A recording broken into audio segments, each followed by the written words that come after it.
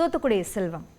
மாநில மொழிகளுக்கு தான் முக்கியத்துவம் கொடுக்குது பாஜக அப்படின்னா அந்த மாநில மொழிகளை அடக்கி இருமொழி கொள்கையே இருந்துட்டு போகலாமே, ஏன் மும்மொழி கொள்கை என்பது அவசியம் என்று சொல்லப்படுது? நியூஸ் 18 தொலைக்காட்சி நிறுவனத்திற்கு நெறியாளர் சகோதரிக்கு, என்னுடைய சக பங்கேற்பாளர்களுக்கு, தொழில்நுட்ப கலைஞர்களுக்கு பணிவான வணக்கம்.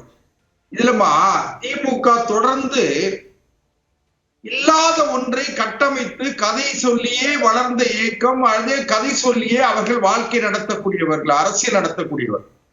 இன்னைக்கு பிரிவினை, அதாவது மறுசீரமைப்பு என்கிற செய்தி, அது அவசியம் இல்லாத ஒரு சர்ச்சையை இவர்கள் உருவாக்கி இருக்கிறார்கள்.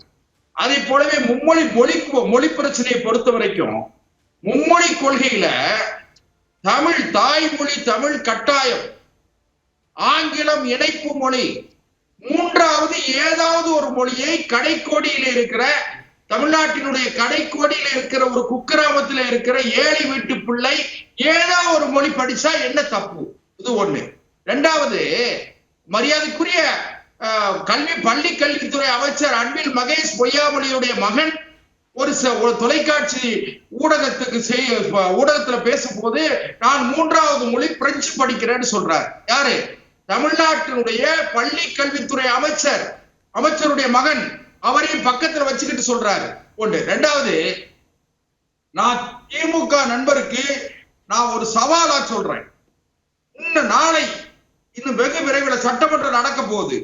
சட்டமன்றத்தில் தமிழ்நாட்டில் அனைத்து பள்ளிகளிலும் இருமொழி கொள்கைதான், தமிழும் ஆங்கிலமும் தான் சொல்ல தயாரா?